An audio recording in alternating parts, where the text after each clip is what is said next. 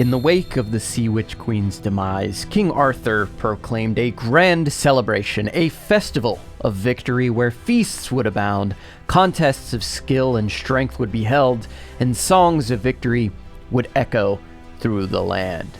Yet even in revelry, wisdom prevailed. Arthur summoned the fabled 7 Knights of the Dwarf Mine, entrusting them with the duty of guarding the kingdom while the Illumineers and Glimmers savored peace. From the depths of their ancient stone halls, the knights emerged, their armor gleaming and their banners raised high. Side by side, the knights marched, their voices united in a solemn ballad, a song of the reluctant king and his sworn protectors, vowing to shield the festival from any darkness that dared to rise. With an unwavering resolve, they took their posts across the kingdom's borders, vigilant and steadfast. For as the king decreed, the dark never sleeps.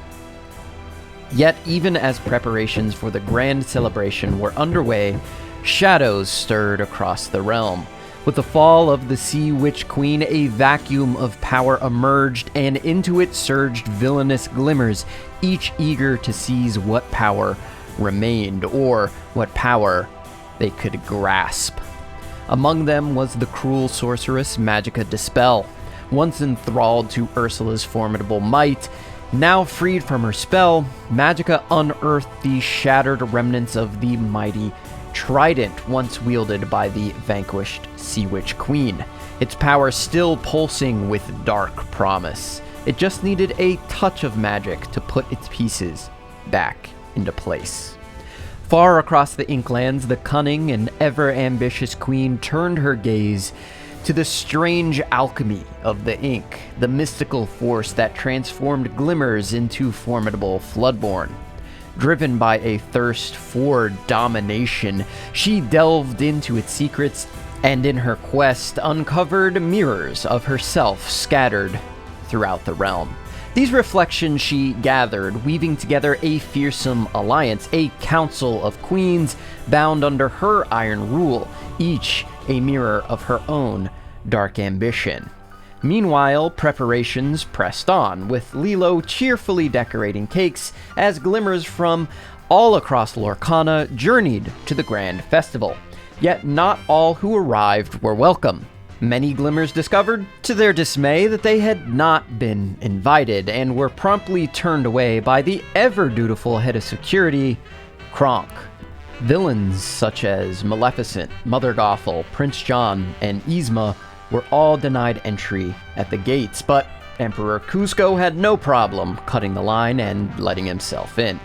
However, as villains do, some managed to slip through the cracks. Ratigan made his entrance in spectacular fashion, crashing the festivities with a dramatic leap onto the chandelier. Scroop slithered in unnoticed, lurking in the shadows, while Maleficent began weaving her dark magic, entwining the festival grounds in creeping thorns. Fortunately, the good fairies Flora, Fauna, and Merryweather were quick to act, transforming the sinister thorns into dazzling ribbons, keeping the festival spirit alive. Across the festival grounds, glimmers tested their strength and skill in lively competitions. Robin Hood effortlessly claimed victory in the archery games, while Donald Duck, on a date with Daisy, secured the grand prize in darts, winning her heart all over again. Hades, desperate to avoid banishment back into the lore books, or at least to drag Hercules with him, challenged the demigod to an arm wrestling match. Nearby, an epic tug-of-war raged between Maximus, Flynn, Tinkerbell, and Stitch, each determined to pull their weight. Inside one of the bustling tents, a heated boxing match between Gaston and Aladdin drew a roaring crowd. With Genie in his corner, Aladdin received magical enhancements to help him stand toe-to-toe with the brutish Gaston. A Pete Glimmer acted as referee until chaos erupted when another Glimmer of Pete leapt into the ring. Clad in full pro wrestling gear, he aimed to rewrite the rules, intent on taking down Aladdin, Gaston, and even the referee if needed. Meanwhile, in the dining hall, Goofy accidentally sparked a full-blown food fight among his friends, who dove headfirst into the chaos. Minnie Mouse hastily invented clever contraptions that launched snacks across the room with precision, while Donald Duck and Mickey Mouse grabbed pans as makeshift shields and armor.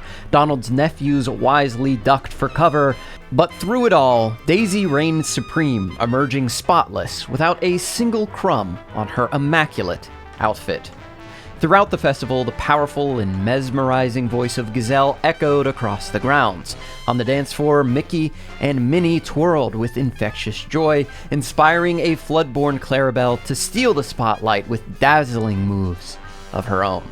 Backstage, Martin watched in silence as Gazelle captivated the revelers, longing to join her out on the stage. However, he hesitated, still burdened by the guilt over the chaos once unleashed by Ursula, the Sea Witch Queen. Suddenly, the joyous concert was abruptly interrupted as a massive chunk of the Great Illuminary broke free from the sky and plummeted to Earth, shaking the festival to its core. Far across the grounds, a vigilant glimmer of Minnie Mouse spotted the catastrophe and raced towards the destruction, while the White Rabbit scrambled to alert the festival goers who had yet to realize the danger. Moments later, Merlin emerged from one of the bustling tents, only to be struck squarely on the head by a shard of the fallen Illuminary. The impact triggered a powerful vision. Merlin foresaw magical artifacts hidden within the Great Illuminary itself, capable of restoring it to its former glory.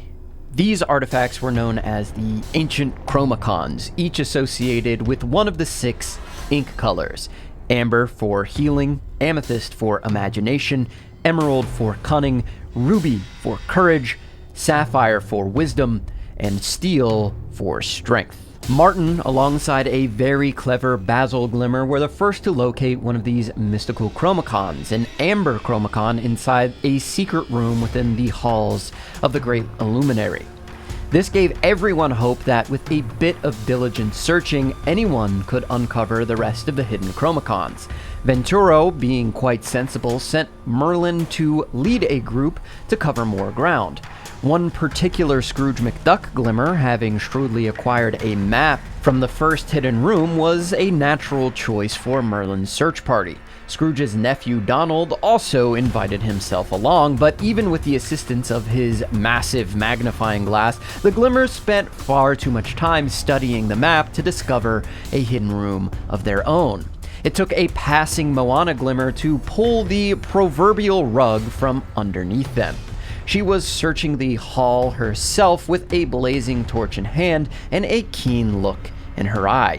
She only needed a glance at the map to tell it wasn't a guide through the Illuminary, rather it was pointing them elsewhere, somewhere towards the sea. Moana scanned the room for clues and stopped in front of a bookshelf. Then something odd happened. Her torch's flames bent sideways toward a thin line that ran between 2 of the bookshelves. Merlin rushed to the wall and let his spindly fingers trace the line until he found a small recess. There was a soft click, and to the group's astonishment, a door, carefully camouflaged as a bookcase, rotated open with a low groan. The moment Merlin peeked inside, several tiny spheres glowed to life. By now, the entire group had joined him. Together, they tiptoed into the room, and on the other side of the chamber, they found a deep blue jewel set in a gold frame. Merlin could feel the knowledge radiating from it. This must be the sapphire chromacon. Just then, Moana turned around with a puzzled look on her face. Merlin glanced at the doorway just in time to see a tall, slender silhouette dart away. Moana was across the room in a blink of an eye, but after a few tense moments, she returned and shook her head slowly. They had gotten away. Well then, this item deserved even more of Merlin's attention if shadowy figures were lurking about. He cleared his mind and looked at the azure light wafting up from the chromacon. By chance, he glanced at the map, gripped tightly in Scrooge's hand, and noticed a strange symbol in its corner. Immediately, a swirling pattern of visionary light brimmed from his cap and unfurled before his view. Merlin's eyes widened. It became blindingly obvious that their presumed mission to repair the Illuminary was part of something much, much larger. But that was a matter for the future. Right now, it was enough to feel the excitement of finding a long-lost magical artifact, so he set off with his fellow Glimmers to deliver the Sapphire Chromacon to Venturo back at the celebration grounds. Only this time, Merlin would keep at least one eye on the sky above.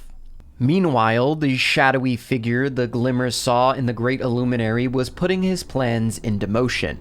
Basil, having split off from the rest of the group, found a remnant of the half-Hexwell crown and tracked down the room where the Sea Witch Queen's lore book once rested.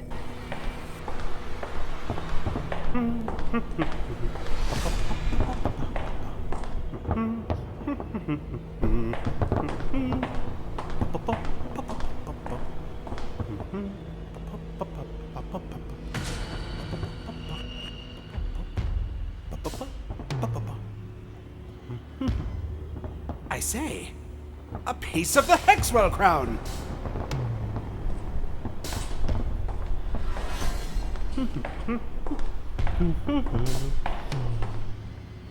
Ha ha! Fascinating! All of the clues lead to an empty room? How peculiar. Leaving so soon. The Hexwell crown, you have a piece of it. Show me. Now, my minuscule companion, you will find the rest of it and bring it to me. I will bring the crown to... Wait. What if I can't bring it? I will have that crown. If acquiring it is beyond your meager skills, then you will tell me where it is, and I shall obtain it myself. Basil's feet were already moving. He felt his considerable mind go blank. Yes, he would find the crown, just as he was commanded. The Jafar Glimmer smiled as he watched the little mouse depart. I must have patience. Let the fools celebrate. Once I have the Hexwell crown, Lorcana shall be mine. Back at the concert grounds, Martin, now wearing the gleaming amber chromacon around his neck, gathered his courage with a little encouragement from Shanzay.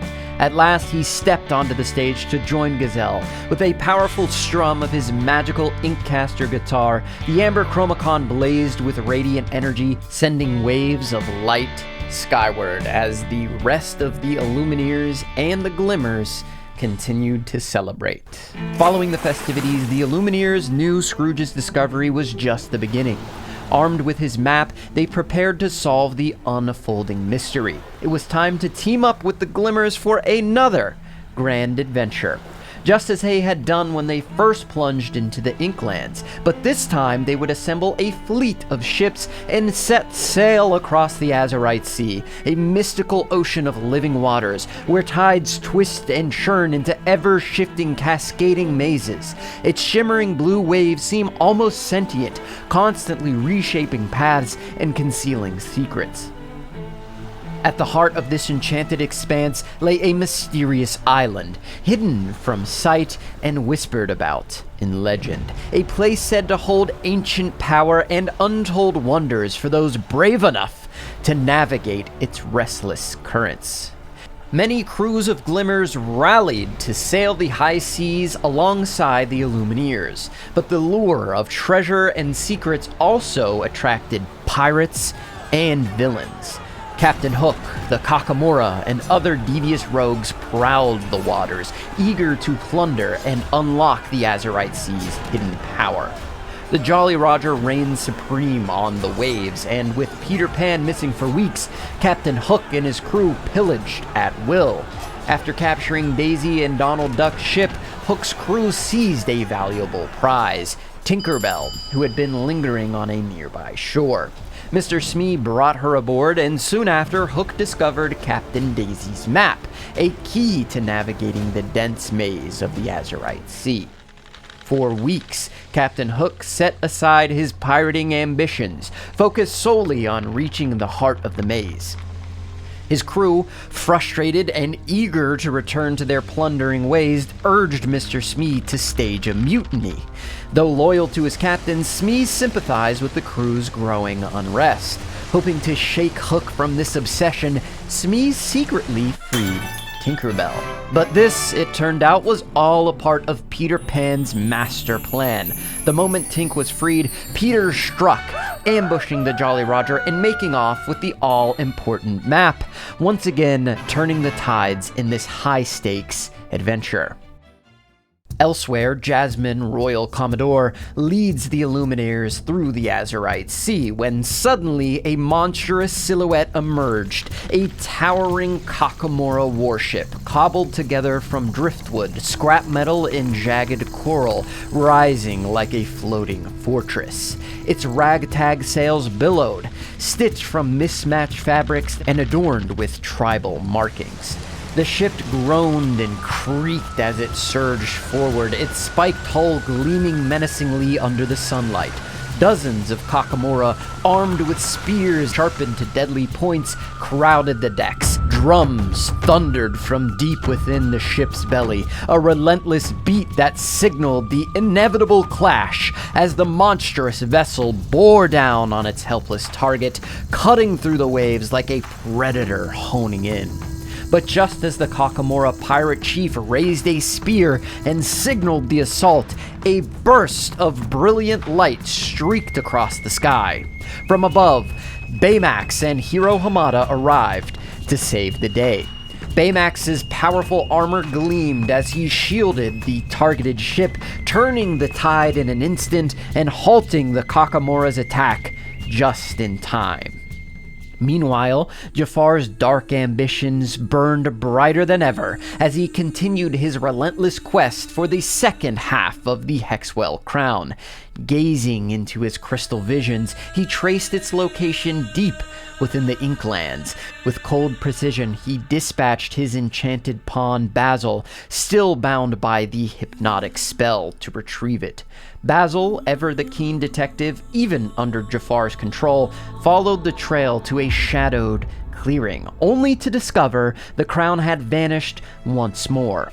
But clues remained: deep claw marks and shimmering droplets of seawater. Piecing it together swiftly, Basil realized the prize had been carried off by a mighty giant owl, soaring beyond the horizon toward the shifting maze of the Azurite Sea.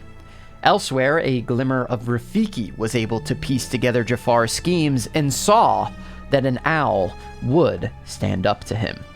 Through sheer determination and the combined might of the Illuminaires and their heroic Glimmer friends, the fleet pressed ever onward, battling the ever-shifting tides and the twisting labyrinth of the Azurite Sea, and at long last the maze relented, revealing an island shrouded in mystery and legend. Without hesitation, Hercules leapt from his ship, his sword gleaming in the daylight. Muscles tense and eyes sharp, he strode onto the mysterious shore, ready to face whatever ancient trials awaited.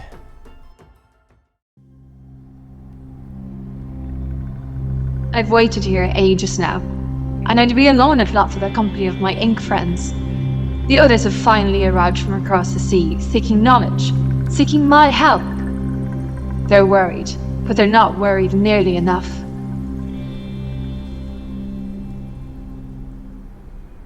It's you! The Owl of the Azerite Sea! We've been looking for you so long. The ancient Illuminaire adjusted her owl mask and swept a wing outward, welcoming the newcomer and her friends. The magical mask looked wary at first, but then smiled. At last! I feared you'd never come.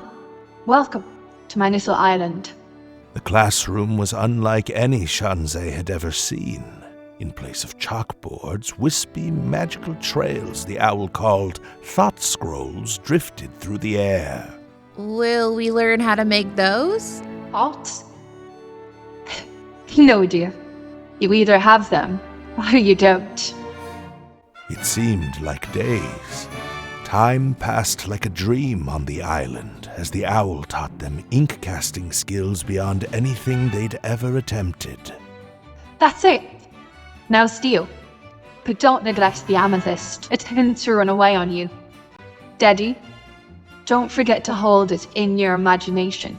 And I did it! Shanzeh interrupted, pointing high in the sky. The lion!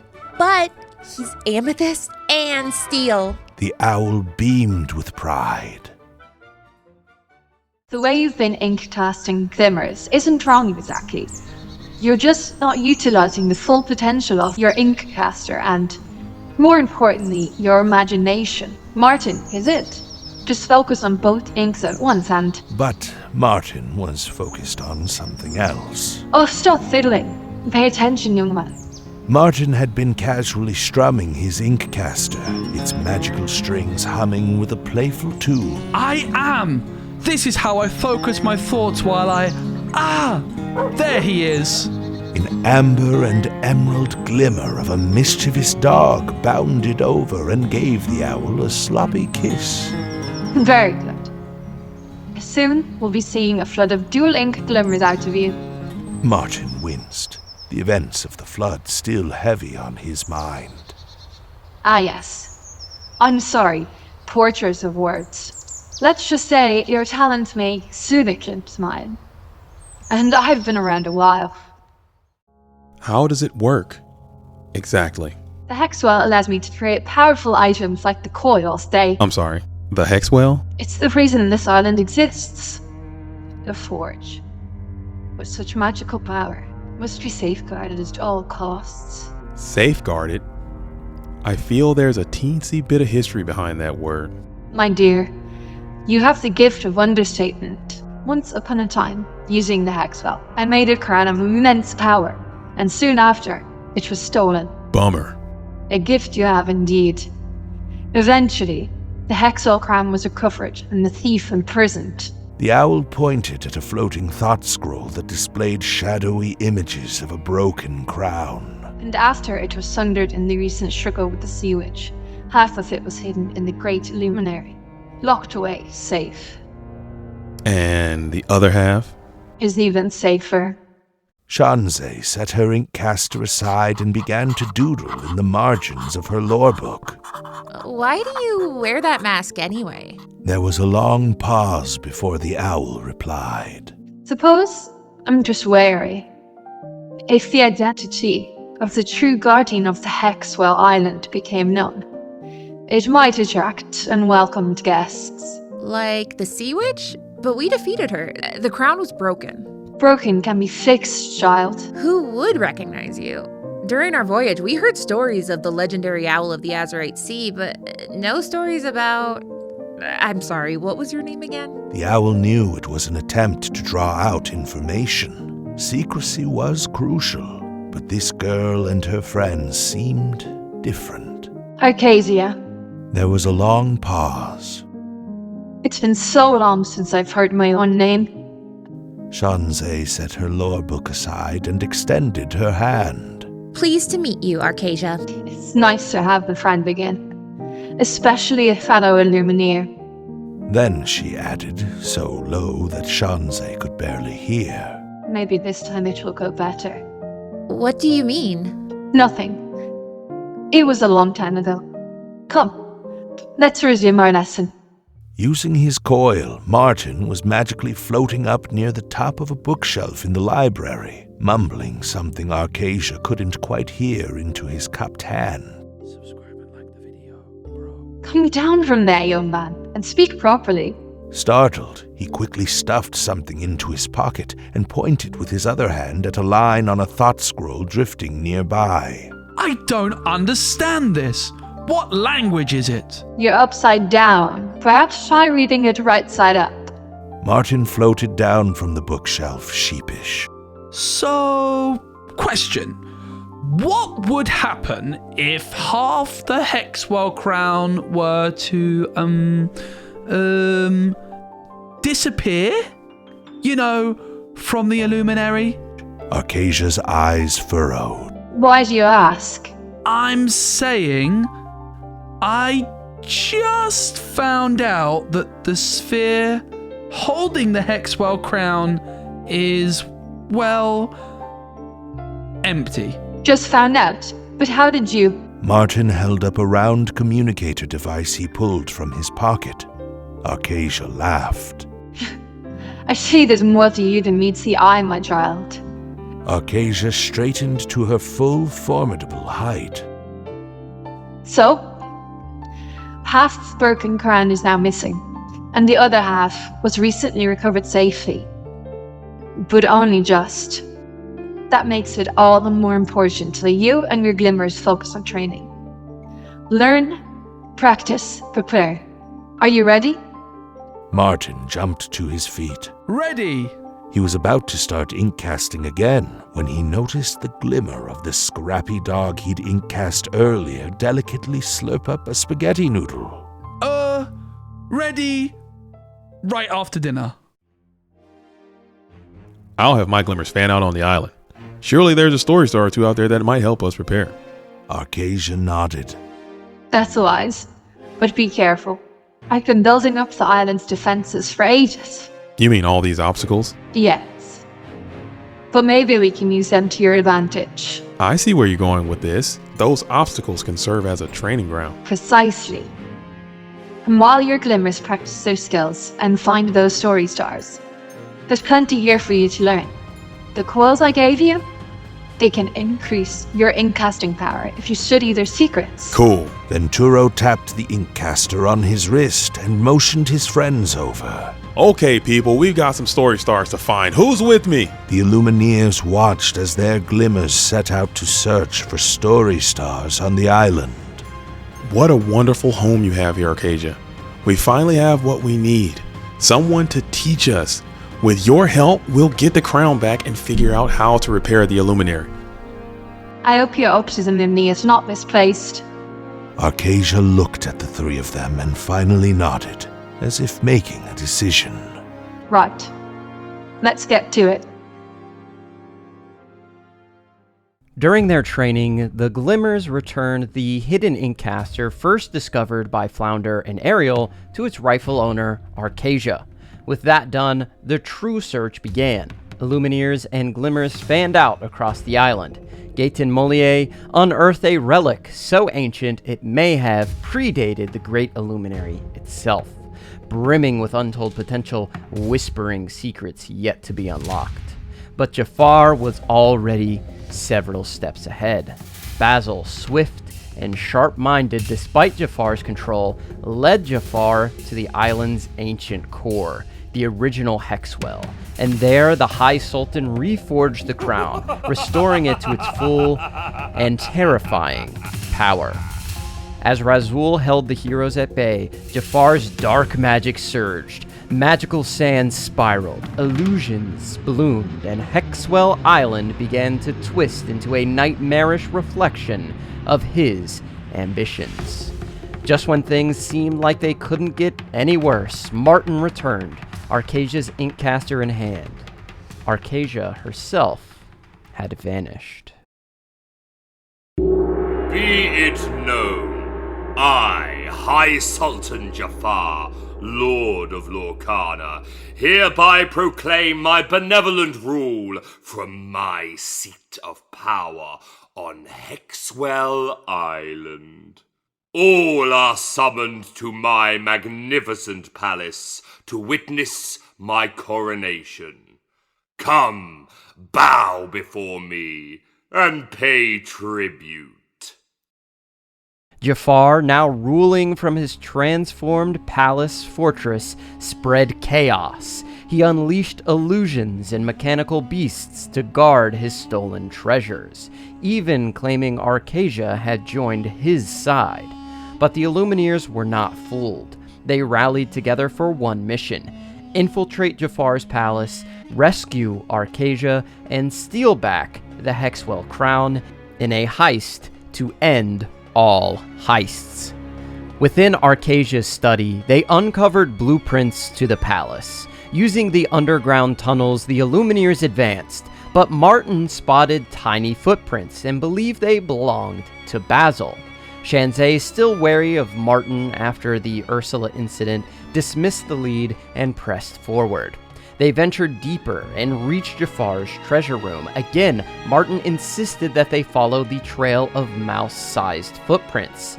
With Venturo's support, Shanzay finally relented, and the trail led straight to Basil. I took a spill and I hit my head. But the last thing I remember was seeing a rather large owl trapped in an hourglass. Be it known, I, High Sultan Jafar, Lord of Lorcana, hereby proclaim that a Lumineer who calls herself the Owl has come to my royal palace of her own volition for her personal protection. She is now assisting me with matters of great consequence. This crucial work is not to be disturbed.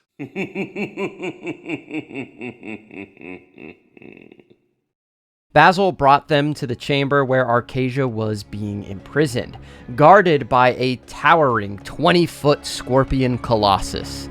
Martin ink-casted a glimmer of Archimedes, whose aerial trickery distracted the beast just long enough, and in the chaos, its tail shattered the enchanted hourglass, freeing Arcasia. After being caught up on Jafar's schemes, Arcasia devised a plan. The Glimmers would create diversions, while the Illumineers reclaimed the Hexwell crown. She explained that the Inkcaster would not grant Jafar the power of an Illumineer, and she entrusted her Inkcaster to a Jasmine Glimmer who was chosen to infiltrate the palace.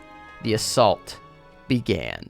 Be it known, under pain of banishment from the kingdom, Illumineers and Glimmers are commanded to present to me, the High Sultan Jafar, all of Arcasia's magical items of power, to be kept safely in my palace. Glimmer after glimmer braved Jafar's illusion, storming the shifting labyrinth. Some dodged laser snakes and raced through the corridors. Some smashed through walls and hourglass prisons to free their friends, while others used their stealth abilities to try and steal back the crown. However, there was a problem. This palace was full of illusions. Which crown was real and which ones were fake? To find the answers they so desperately needed, they first had to collect Jafar's key and make their way deeper into the palace. After being freed by the Blue Fairy, Pinocchio was tasked with grabbing the key.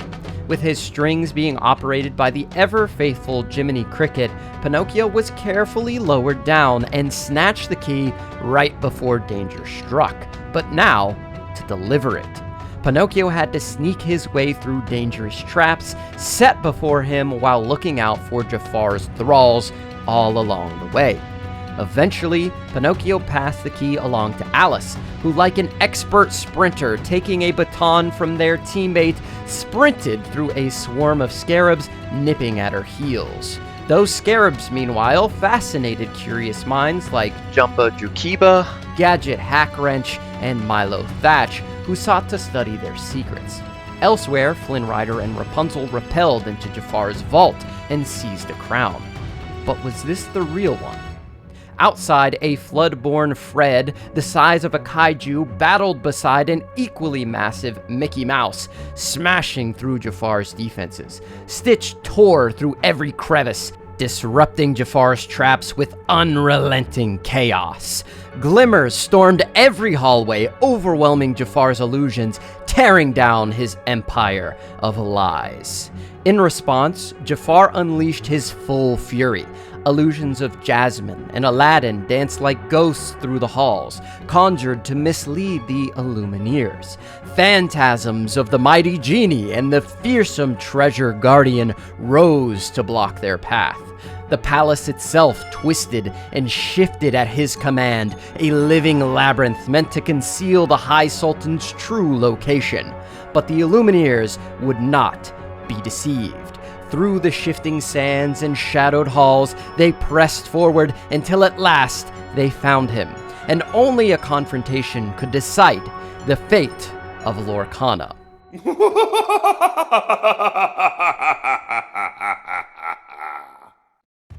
In the heart of the palace, a titanic battle erupted. Jafar, cloaked in sorcery and arrogance, commanded mechanical monstrosities and illusions of terrifying scale. But even his darkest magic could not withstand the united force of Venturo, Martin, Shanzay, Basil, Bolt, Jasmine, and Aladdin. As the clash reached its peak, Aladdin soared over one of Jafar's towering serpent constructs. With a daring leap and a hero's resolve, he snatched the Hexwell crown from Jafar's grip. No! No! This cannot be possible! How were you able to overcome my obstacles and break my illusions? I am the High Sultan of Lorcana. The crown is mine, and mine alone! No! As Jafar's powers waned, the facade of Jafar's palace crumbled behind him, and Arcasia's palace was restored to its former glory. Against the odds, the Illumineers and Glimmers had dethroned the false Sultan. Now all that remained was for Arcasia to destroy the dangerously powerful Hexwell crown, a task she entrusted to her Glimmer and her dear friend, Archimedes.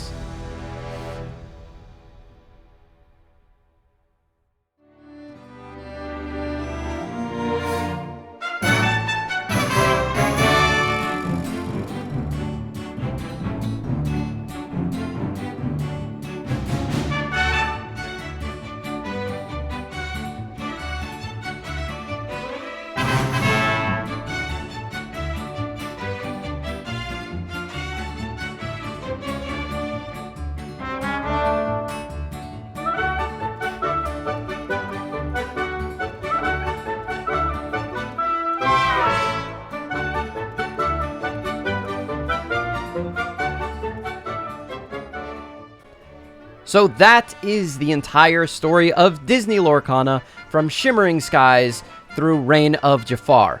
I really enjoyed seeing the new original characters being added to the story. Arcasia answered a lot of questions, but also opened up many more that we will have to uncover in the future. The story team is absolutely amazing, and I'm so happy how well they were able to pay off many of the lingering threads and stories set up in the first 4 sets. This video would not have been possible without the other creators featured in this video, as well as many people behind the scenes who assisted me along the way. Thank you so much for watching, and we will be back with more story videos very soon. I'm excited to see how Fabled will change things and who the next threat will be. Pain, panic. Got a little riddle for you. How do you kill a god?